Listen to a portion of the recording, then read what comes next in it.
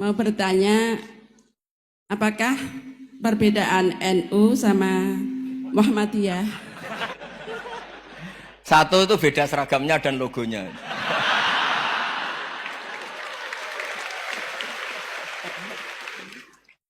Kedua, nama ketua umumnya. Ketiga, tanggal acara besarnya. Muktamar Muhammadiyah dan NU itu beda. Sudah beda satu abadnya. Tentu dulu Muhammadiyah. Tapi begini ya, perbedaan itu nggak bisa dihindari. Karena tadi ada sudut pandang apa? Ada sudut pandang, itu nggak bisa dihindari. Ini cerita yang nyata ya. Saya ulang lagi, senyata-nyatanya. Andaikan betul Rasulullah itu hanya kunut 1-2 kali, maka kalau menurut madhab Syafi'i, apa salahnya melakukan sunnah terus-menerus meskipun Nabi itu melakukan hanya beberapa kali? Karena pertama sesuatu yang pernah dilakukan Nabi pasti akan menjadi sunnah yang terus-menerus. Nabi itu puasa Senin Kemis juga tidak selalu. Salah kalau ada orang bilang, Nabi malah takut kalau ibadah sunat dilakukan terus-menerus, karena nanti takut dikira wajib. Itu masyhur dalam kaidah usul fikih. Tapi yang tidak kunut juga tidak salah, karena ya tadi, Nabi ya pernah kunut, Nabi juga pernah tidak kunut, karena Nabinya orang banyak. Kan bukan Nabi kelompok tertentu, no? Jadi sederhana. Terus menyangkut, ini dengerin betul, sujud. Sujud itu banyak ulama yang mengatakan untuk sah itu harus melibatkan 7 anggota.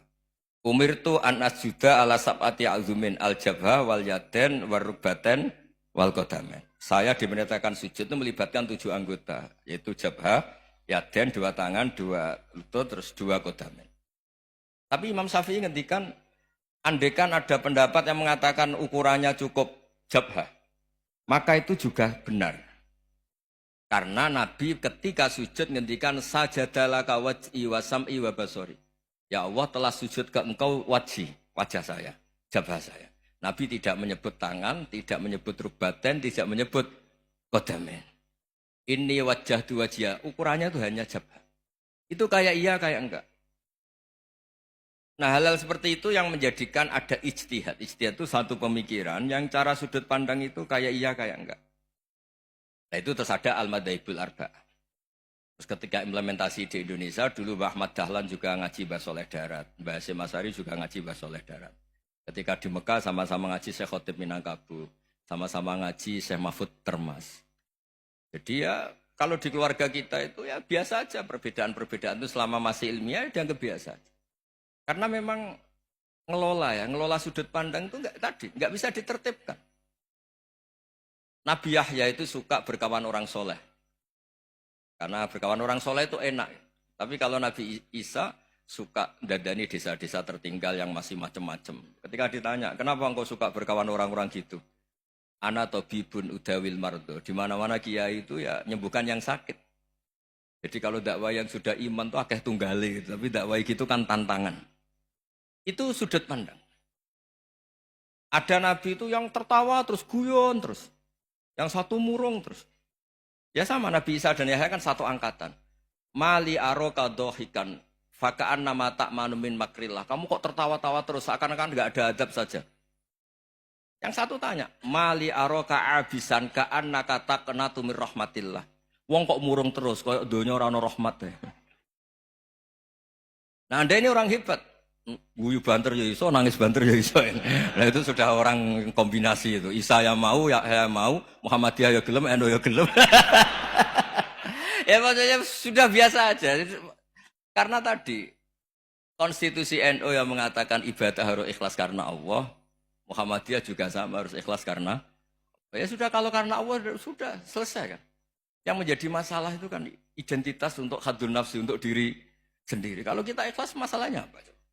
Coba masalahnya coba. Imam Syafi'i pernah di Masjid Abu Hanifah yang tidak kunut. Beliau enggak kunut. Ketika tanya, lima ada tarok tal kunut, ikroman di hadal madhab. Saya menghormati madhab ini. Jadi ya biasa. Sebaliknya juga sama. Orang-orang Hanafi kalau Imam Syafi'i kunut, ya ikut kunut. Karena kalaupun Anda yakin itu tidak disyariatkan, kamu juga yakin itu tidak membatalkan apa? Sholat. Itu yang perlu dicatat. Kalau Anda tidak yakin sunat, kan tidak yakin kalau itu membatalkan sholat. Jadi sebetulnya kalau dianalisis secara keilmuan itu ya semuanya normal. Karena tadi Rasulullah itu al-bahrul muhit, Nabi itu lautan yang luas sekali.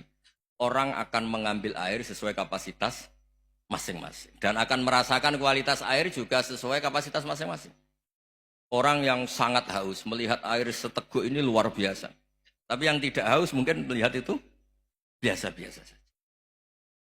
Jadi makanya saya mohonlah, sudahlah itu biasa saja, apalagi secara sanad ya sama, secara tradisi sama. Ya soal perbedaan tidak harus dengan NU, antara Muhammadiyah juga biasa beda. Mungkin di UI antar rektorat juga beda-beda.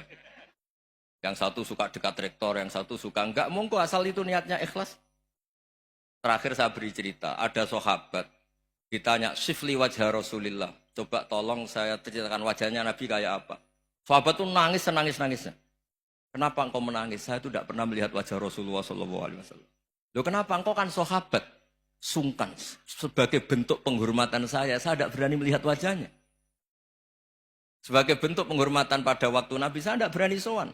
Nabi di dalam punya keluarga, punya istri, punya cucu. Kalau saya sowan tuh ganggu. Ya masuk akal. Bentuk hormat itu tidak ganggu kan. Tapi ada orang-orang yang bentuk hormat, bentuk sayang itu sering datang ke majelis Nabi. Sama-sama masuk akal, bisa didebat gimana? Sama-sama masuk akal. Ya sudah itu ijtihad, maksudnya itu ijtihad, itu sudah sama-sama masuk akal. Abul Hasan Asyadili itu kalau kemana-mana pakai mobil mewah, pakai baju mewah. Ketika ditanya, Anda ini ulama kok pakaiannya mewah, mobilnya mewah? Dan uang rakyat kepikiran nyangoni. Nah, tapi nak kowe tawaduk melas, terus dibalik numbalmu sakit. Ngonang ra iso mulai kiai ini. Ya tapi misalnya semua gitu mesti ada yang salah paham, itu keangkuhan. Tapi kalau semuanya kelihatan gembel, nanti orang trauma jadi kiai. Takut kayak itu. Ya sudah, itu wilayah ijtihad, sudah tidak usah ya, pokoknya sudah, yang penting ikhlas. Anda berani tanggung jawab nanti ketika ketemu Allah Subhanahu wa taala. Nggih, ngoten. Assalamualaikum warahmatullahi wabarakatuh.